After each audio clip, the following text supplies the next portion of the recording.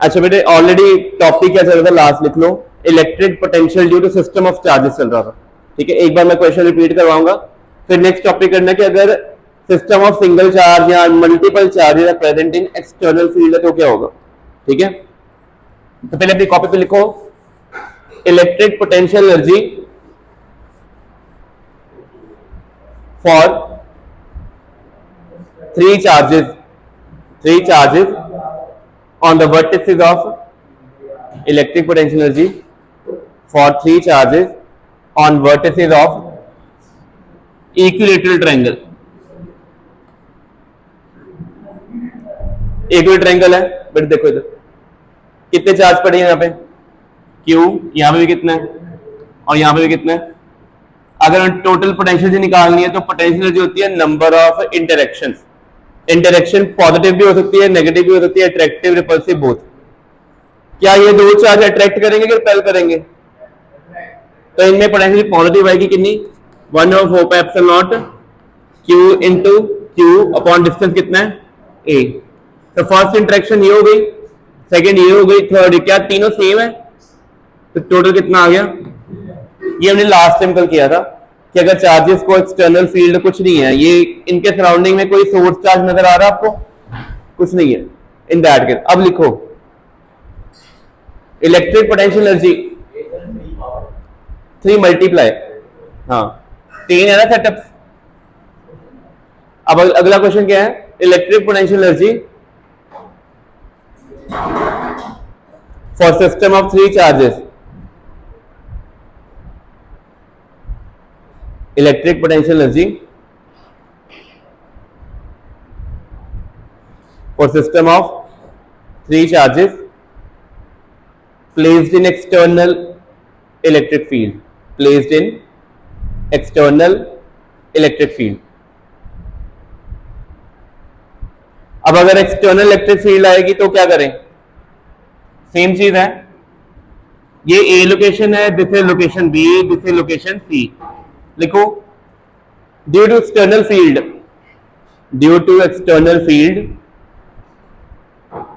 Eight A comma B and C, at A comma B and C potential is VA VB VC। कितना potential होगा VA VB VC।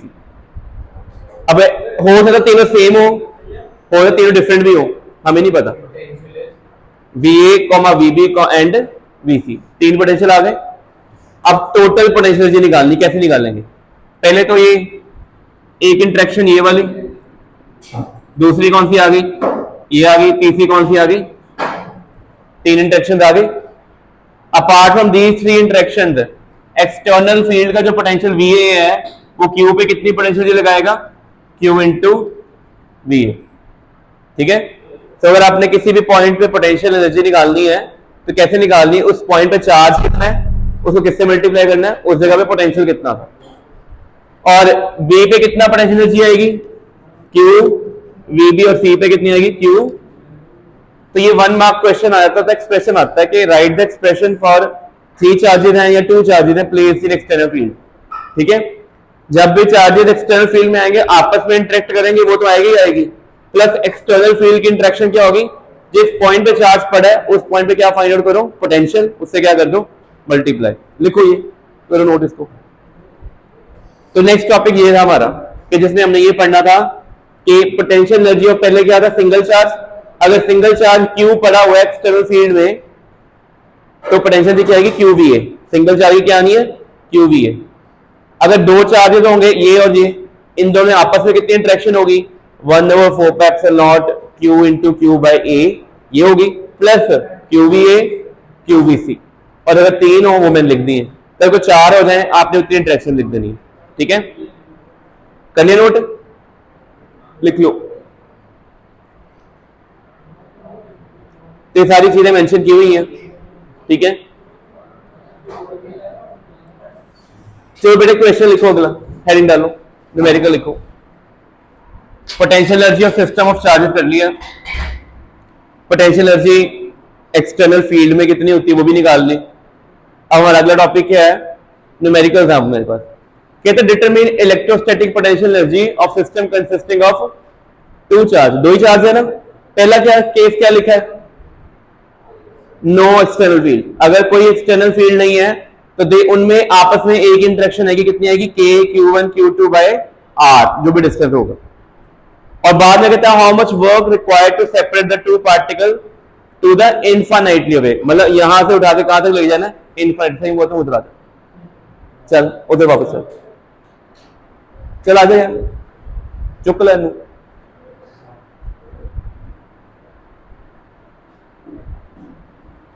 उधर चल,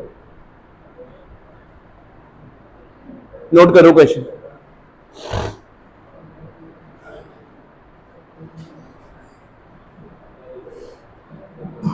ये question 5 mark है, 3 parts है।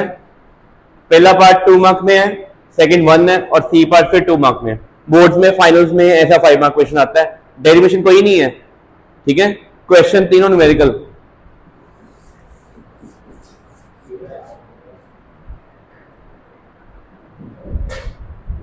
ठीक है, कर लिया, लिखो स्टेटमेंट।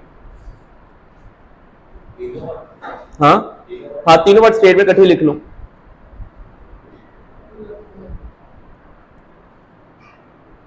पहला पार्ट, ए पार्ट में दो चार्जेस कहां लोकेटेड है, -9,00, ये होगा -9,00, और ये पॉइंट क्या होगा, ये एक्स एक्सिस पे है कि वाई एक्सिस पे, जेड एक्सिस पे, और यहां पे चार्ज कितना है, 7 माइक्रोकूलम, और यहां पे कितना है, दोनों में डिस्टेंस कितना है, 9 है कि 18 है, एक +9 पे, एक -9 पे है, डिस्टेंस कितना है, क्योंकि सेंटर पे क्या आना है, ओरिजिन, तो डिस्टेंस 18 सेंटीमीटर। तो ए पार्ट का आंसर तो बहुत इजी हो गया कि उसमें जो पोटेंशियल एनर्जी निकालनी थी 1/4πε0। पहला चार्ज कितना है, 7 माइक्रोकूलम, दूसरा कितना है, और डिस्टेंस कितना है, 18। सॉल्व करो,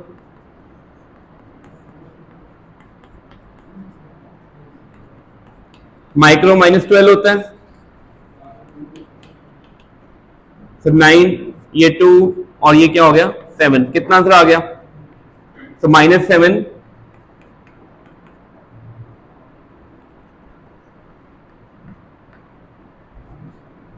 आंसर आ गया ये जूल्स में।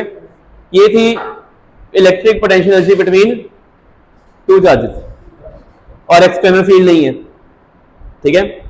बी पार्ट में क्या कहा है, कहते कितना वर्क करना है, इन दोनों को यहां से हटा के कहां तक लेके जाना है, और जब दो चार्जेस इंफिनिटी पे जाते हैं उनमें जो डिस्टेंस होना है ये इनफाइनाइट आ जाना है, तो 1/∞ कितना होता है, मतलब उनकी फाइनल पोटेंशियल एनर्जी क्या आएगी, 0। लिखो अपने सेकंड पॉइंट में, देखो वर्क डन, क्या ये दो चार्जेस अपने आप मूव करेंगे वे, ये करवाना पड़ेगा, क्यों,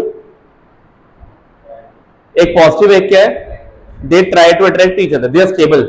अगर आपने उनको अवे करना है, you have to work extra. देखो work done by external force, B part, work done by external force, ये नोट कर लीजिए, हिमांशु लिख लो, work done by external force, किस लिए, to move these two charges apart, लिखो work done by external force to move these two charges infinitely apart.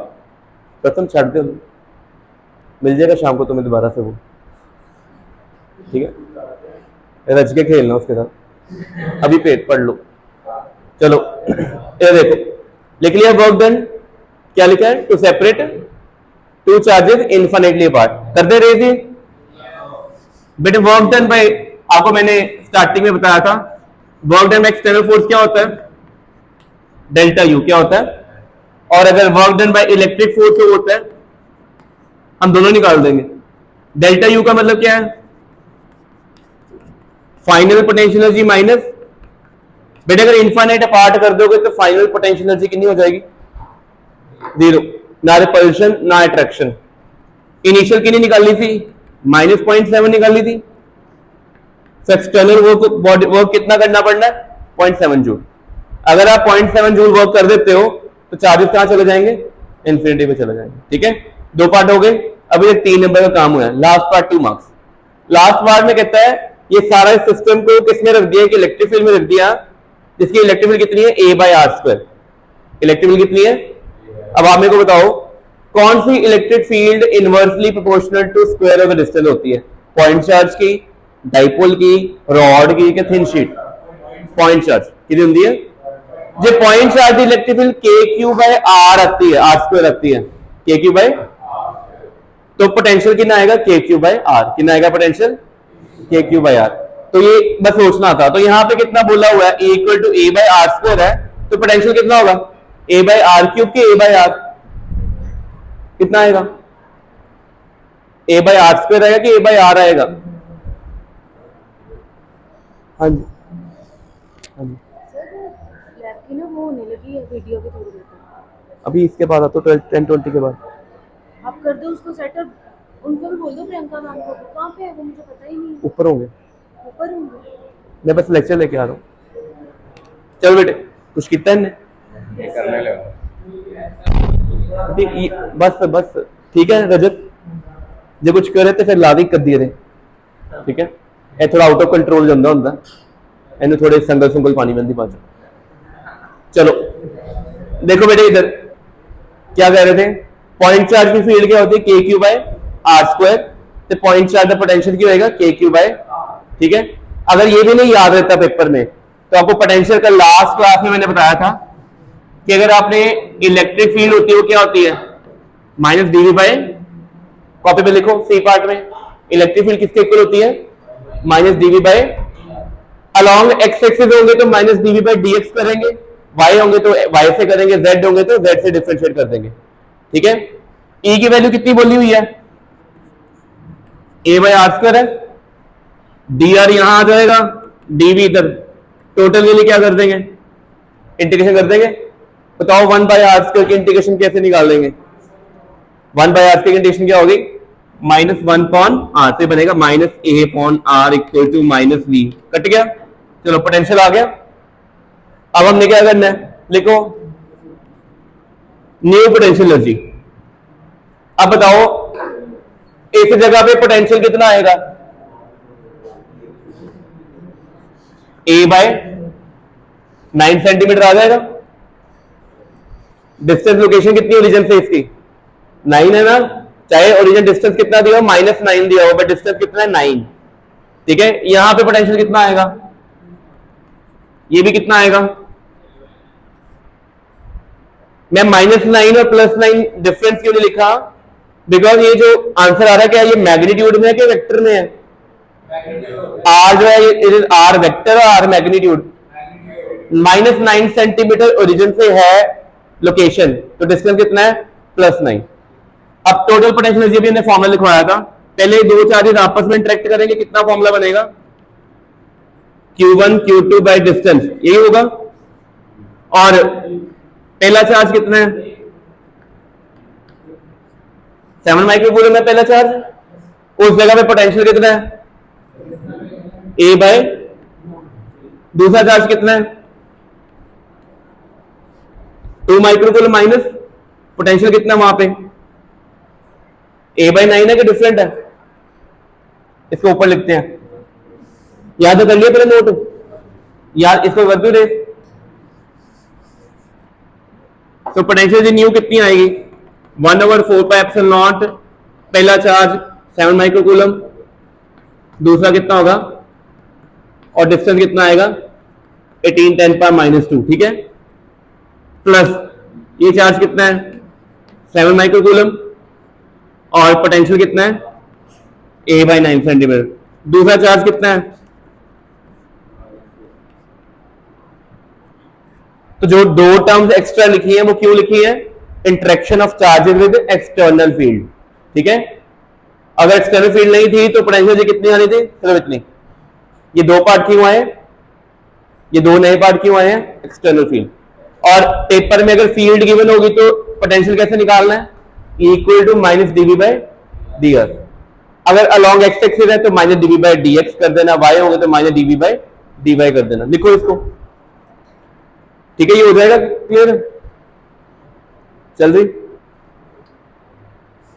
कर लिया नोट? 5 मार्क क्वेश्चन है ये वाला। हाँ क्या? हाँ सेम आ जाएगा। हाँ ठीक है, सेम आ जाएगा। नहीं आया तो नहीं आया, फिर सही में गौतम फिर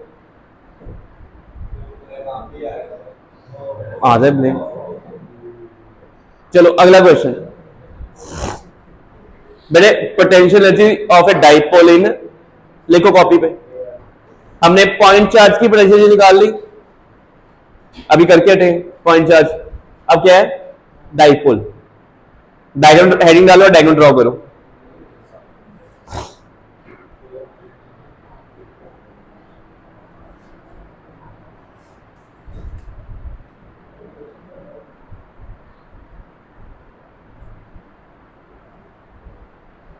समझ फोन छट दे, नेक्स्ट वाला है। अच्छा लेना देख, बात हो देख। चलो बस करो, हेडिंग डालो, electric potential energy of dipole in, dipole बाद में आएगा, ले करते हैं, पहले हेडिंग डाल लो और डायग्राम। बेटे क्या ये यूनिफॉर्म इलेक्ट्रिक फील्ड है कि वेरिएबल है? और डायरेक्शन कहां पे है? राइट टू लेफ्ट के left to right? I cap के लॉन्ग है कि minus i cap? I cap. Dipole है, डाइपोल की डायरेक्शन कहां से कहां होती है? नेगेटिव टू पॉजिटिव के positive to negative? Negative means इस जगह पे माइनस की उधर क्या है? डायरेक्शन ये आ रही है, दिस इज पी वेक्टर। और पी का मैग्नीट्यूड कैसे निकालते हैं? जितना चार्ज होता है किससे मल्टीप्लाई करते हैं? लेंथ। लेंथ कितनी बोली है? 2a। अगर डाइपोल को एक्सटर्नल फील्ड में रख देंगे ऐसे, तो आपने पढ़ा हुआ चैप्टर 1 में, डाइपोल को जब एक्सटर्नल फील्ड में रखते हैं तो उसके ऊपर टॉर्क लगती है। क्या लगना है उसके ऊपर? टॉर्क ने की कर देना, ट्विस्ट कर देना, रोटेट करना। अब ये रोटेट होगा, ये ऐसे है, इसने ऐसे आ जाना है, देखो इधर ये ऐसे है, इसे कैसे आ जाना है? फ्लैट। ठीक है, अगर मैं इन्हें घुमा के इतना करता तो रिलीज करता तो क्या है? इसके कहते क्या मूव कर रहे हैं? क्या इसके पास कुछ एनर्जी है? अभी नहीं पता। अगर मैं इसको रिलीज कर दूंगा ऐसे ही रहेगा कि ऐसे आएगा? इसका मीनिंग क्या होना है? इसके अंदर कुछ एनर्जी क्या हो गई थी? स्टोर हो गई थी। वो किस में कन्वर्ट हो गई? Rotational kinetic energy. तो डायग्राम ड्रॉ कर लिया, लिखो when dipole turned by angle theta, when dipole turned by angle theta with electric field, when dipole turned by angle theta with electric field, then the amount of work done,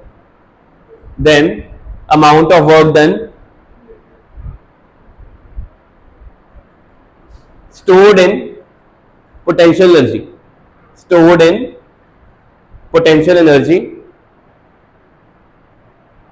which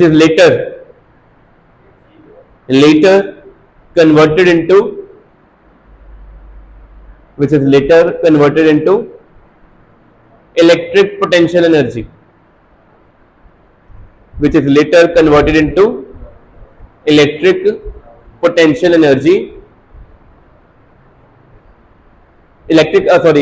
electric rotational kinetic energy लिखना, electric potential cut कर दो, वहां पे देखो which is later converted into rotational kinetic energy. बस इतना, ठीक है, ये क्लियर हो गया ना? डाइपोल ऐसे था, ट्विस्ट कैसे लेके आए? फोर्स हटाइए तो क्या करेगा? ये रोटेशनल काइनेटिक एनर्जी। अब लिखो सबसे पहले टॉर्क, लिखो टॉर्क का फॉर्मूला किया हुआ हमने, टी साइन थीटा। लिखो वो जो होता है टॉर्क कितनी लगेगी? किसी बॉडी को रोटेट करवाना है तो टॉर्क चाहिए कि फोर्स चाहिए? अगर बॉडी की एनर्जी रोटेशनल काइनेटिक एनर्जी में कन्वर्ट हो रही तो कौन करवा रहा है? टॉर्क। टॉर्क कितनी लग रही है? ठीक है। अच्छा अब आगे लिखो ये line, amount of work done by external torque. अगर डाइपोल के ऊपर टॉर्क लग रही है, टॉर्क ने इसको क्या करना है? टर्न करना कि नहीं करना? अगर एंगल चेंज होता है, अगर टॉर्क चेंज होगी कि सेम रहेगी? क्या टॉर्क एंगल पे डिपेंड कर रही है? मतलब टॉर्क डिफरेंट होगी।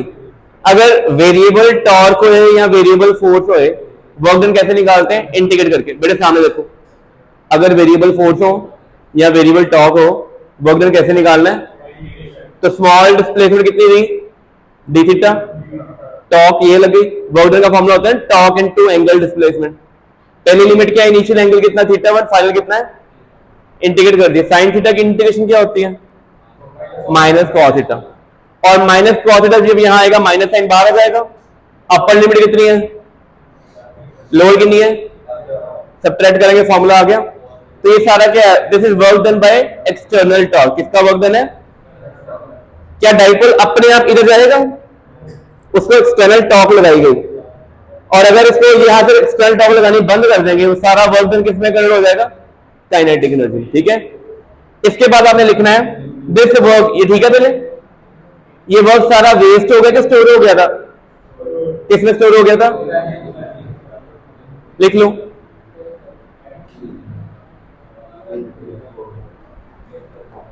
एंड तक लिखो, और ये फॉर्मूला है पोटेंशियल एनर्जी का।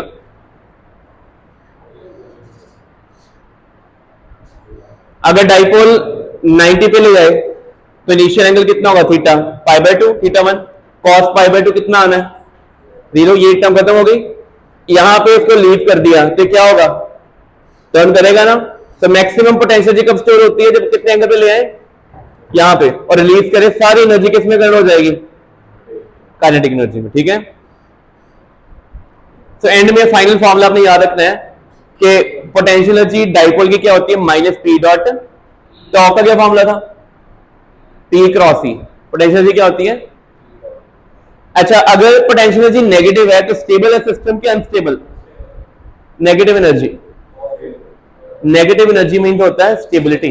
किसी के पास अगर एनर्जी ज्यादा हो जाएगी वो अनस्टेबल। क्या डाइपोल इस ओरिएंटेशन में स्टेबल था कि ऐसे स्टेबल था? अगर ऐसे पकड़ा हुआ है, लीव कर दो, कुछ चेंज आना है, क्योंकि इलेक्ट्रिक फील्ड भी इधर है, कोई टॉर्क नहीं लगनी। इसको हल्का सा डिस्टर्ब कर दो, तब इसने ऐसे ऑसिलेट करके वापस आ जाना है। बट अगर आपने इसको 90 पे रखा हुआ, क्या ये मूव कर रहा है? अब मैं फोर्स हटा दूं तो क्या करेगा? तो इसका मीन ज्यादा स्टेबल कहां पे था? यहां पे कहीं 90 पे। इस जगह पे स्टेबल क्यों था? बिकॉज इसकी पोटेंशियल एनर्जी कितनी आएगी? नेगेटिव। कैसे नेगेटिव आएगी? अगर इस डायरेक्शन में है डाइपोल मोमेंट और इलेक्ट्रिक फील्ड में एंगल कितना है? 0। कॉस 0 कितना होता है? 1। तो ये आंसर क्या? माइनस पी डॉट ई क्या आएगा? माइनस पीई कॉस 0, वो नेगेटिव पीई आएगा। और अगर डाइपोल उल्टा करके रखा होता है ऐसे, तो कॉस 180 क्या होता है? तो माइनस माइनस ये क्या है ना? आपने इस डाइपोल को ऐसे उल्टा कर रखा था, अपना फोर्स उठाया, तो क्या करेगा? यही रहेगा कि घूम के ऐसे आ जाएगा? तो स्टेबल पोजीशन वो होती है, याद रखना, स्टेबल इक्विलिब्रियम कब होता है? पैरेलल में। और अनस्टेबल कब होता है? रबर बैंड है, रबर बैंड मैंने हाथ में रखा हुआ अनस्ट्रेच्ड, मैंने ऐसा हल्का पुश किया था, अपना हाथ पीछे कर लिया, क्या उसकी पोजीशन में कोई ड्रास्टिक चेंज आएगा? और वही रबर बैंड स्ट्रेच करके मैं होल्ड किया हुआ है। नेट फोर्स कितनी है? नेट टॉर्क कितनी है? अगर मैं यहां से ग्रिप लूज कर दूंगा, फोर्स नहीं लगाई, ग्रिप की कितनी है? लूज। क्यों होगा? ऐसा मीनिंग एस पोजीशन पे भी इक्विलिब्रियम सी, नेट फोर्स 0, नेट टॉर्क 0। इसमें भी क्या है? Net force 0, net torque 0। But stable कब है? इसमें कि इसमें? ये स्टेबल में ना, और ये कौन सा था? अनस्टेबल इक्विलिब्रियम में पोटेंशियल एनर्जी पॉजिटिव होती है, स्टेबल में क्या होती है? अपनी कॉपी पे लिख लो, एमसीक्यू असर्शन रीजन क्वेश्चन हमेशा आता है इसके ऊपर, हर पेपर में आपको मिलना है। स्टेबल एंड अनस्टेबल लिख लो, stable and unstable equilibrium, MCQ always, हर एग्जाम में पेपर में आता है। ठीक है, बाकी हम नेक्स्ट क्लास में करेंगे।